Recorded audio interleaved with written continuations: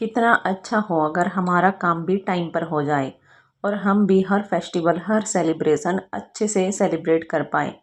हम अच्छे से रेडी हो जाएं ताकि हम भी उस फेस्टिवल सेलिब्रेशन को एंजॉय कर पाएँ और दिन के जो 24 घंटे हैं वो भी हमें ऐसे लगे कि आज तो दिन बहुत बड़ा हो गया है।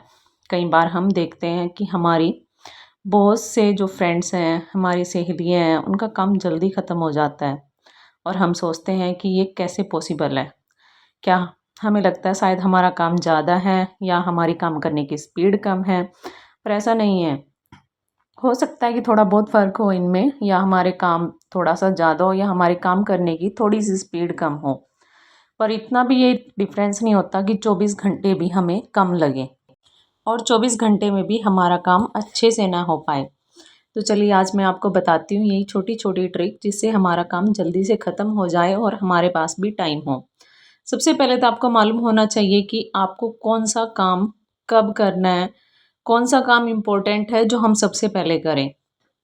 फिर उसके बाद आपको प्लान करना है कि किस काम को करने में हमें ज़्यादा टाइम लगेगा और किसको करने में कम टाइम लगेगा। जिस काम को करने में ज़्यादा टाइम लगेगा उसको हम बाद में करेंगे क्योंकि इसमें ज़्यादा एनर्जी वेस्ट हो जाएगी और हम जल्दी थक जाएंगे, और बाकी जो काम है उन्हें करने में भी हमें इतना मज़ा नहीं आ पाएगा, या हो सकता है कि हमारे वो काम डिले हो जाए, वो पेंडिंग हो जाए और या फिर होए ना, और अगले दिन हम पे इतना काम बढ़ जाए कि हमने जो प्लानिंग की थी वो अच्छे से ना हो पाए और हम फिर उस काम को करने में हमें बोरियत महसूस हो।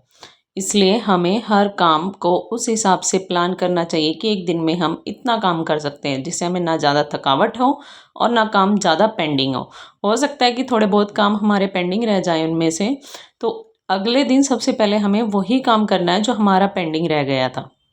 अगर मैं अपनी बात करूँ तो अब मेरा टाइम थोड़ा उठने का चेंज हो गया है क्योंकि अब बच्चे के स्कूल है जो स्टार्ट हो गए हैं, वैकेशन ख़त्म हो गई है। तो इसलिए एक दिन पहले मैंने प्लानिंग की थी। मैंने पहले उठ के देखा कि क्या इस टाइम पे उठने के बाद मेरा काम सही से हो जाएगा और क्या क्या काम मुझे पहले करने हैं और किस तरह से वो करने हैं, ताकि मैं थोड़ा बहुत टाइम मैं अपने आप को भी दे पाऊँ। क्योंकि अगर हम खुद हैप्पी रहेंगे या हमारा मूड ठीक रहेगा तभी हम एनर्जी से उस काम को कर पाएंगे। और हमें दिन में ये नहीं है कि हम सुबह जल्दी उठे और पूरा दिन लगे ही रहे, नहीं, हमें थोड़ा बहुत अपने लिए रेस्ट भी चाहिए, जिसमें थोड़ा 1-1.5 घंटे का रेस्ट भी बीच में बहुत होता है, जिससे कि हमारे अंदर दोबारा एनर्जी आ जाती है।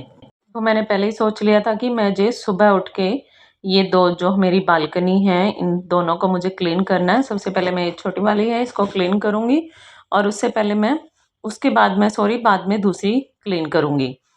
मैंने अपने सभी काम की प्लानिंग कर ली थी और इस हिसाब से मैं चली, जिससे कि मुझे मेरे दिमाग में भी इतना प्रेशर नहीं आया क्योंकि वो पहले ही एक टाइम टेबल बना हुआ था कि मुझे ऐसे ऐसे काम करना है और इस काम को इतना टाइम देना है, या मैं जल्दी मतलब कि इतना प्रेशर भी ना हो फटाफट में कि मैं ही जल्दी जल्दी में थक जाऊं। और मेरे सभी काम अच्छे से हो गए थे और इसके लिए सबसे ज़रूरी है एक टाइम पे उठना और अपना काम उस प्लानिंग के अनुसार करना। क्योंकि मेरा बच्चा छोटा है तो मुझे कम उसको स्कूल भेजने में 1 घंटा तो उसको तैयार करने में आराम से लग जाता है।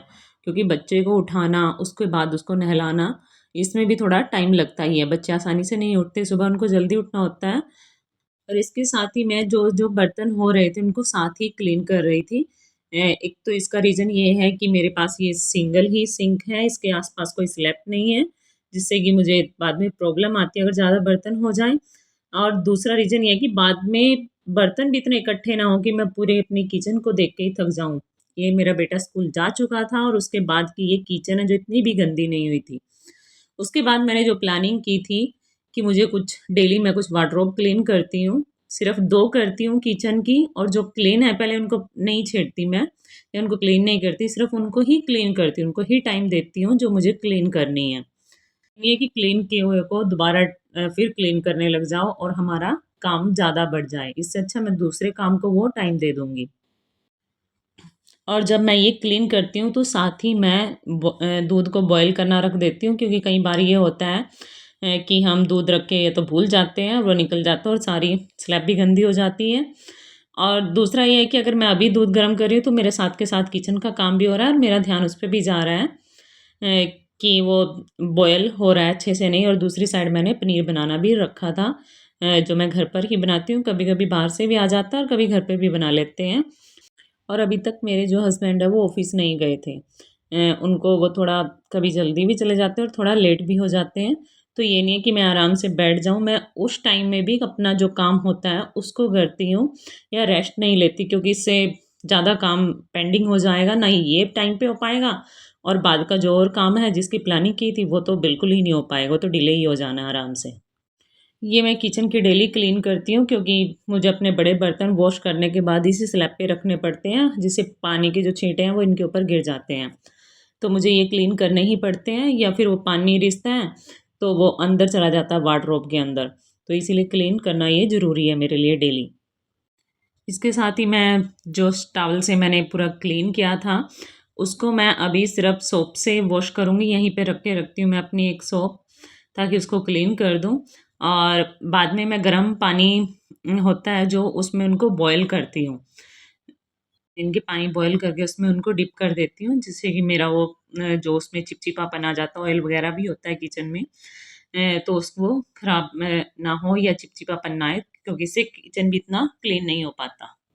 तो अभी मेरा रेस्ट का टाइम है, इस टाइम अप्रोक्स 10:30 तक मेरे सारे काम ख़त्म हो जाते हैं।